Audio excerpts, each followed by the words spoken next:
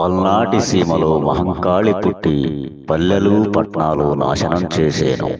స్త్రీల కన్నులలో రక్తాలు కారేను. ఊరూరా శక్తి పుట్టి మాపటికి మేకపోతై అరిచేను.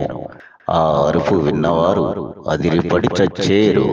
బ్రహ్మంగారి కాలజ్ఞానం పుల్లు పోకుండా జరిగేను. పాయకట్టు పశువుల వద్ద 7 ఏళ్ల పడతకి పిల్లలు పుట్టేను. పులి మేక రెండు ఒకే రేవులో నీళ్లు తాగే రోజులు వచ్చేను. బ్రహ్మంగారి కాలజ్ఞానం పుల్లు పోకుండా జరిగేను. కుక్కలు గుర్రాలను ఉరికించి చంపేను. ఏనుగు కడుపున పంది జన్మించేను. పంది కడుపున కోతి పుట్టేను. ఎర్ర చీమ ఏనుగంత రూపం కనిపించేను. బ్రహ్మంగారి మాట పొల్లు పోకుండా జరిగేను. మనుషులతో మాయశక్తి మాట్లాడేను.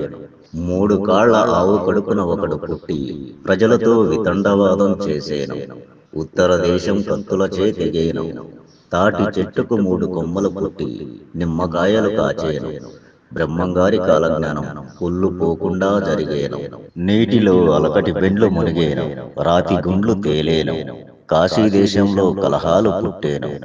మత కలహాలతో కొట్టుకు చచ్చేరు. కర్ణాటక లక్ష్మి చెలించిపోయేను.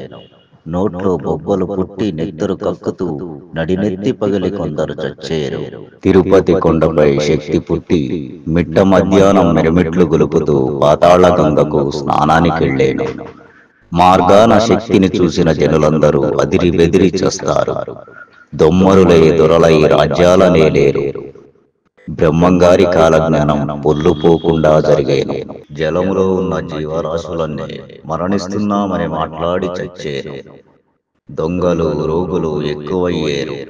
భ్రమరాంబ ముందున్న బసవేశ్వరుడు తోక విదిల్చేను. బ్రహ్మంగారి కాలజ్ఞానం పొల్లు పోకుండా జరిగేను.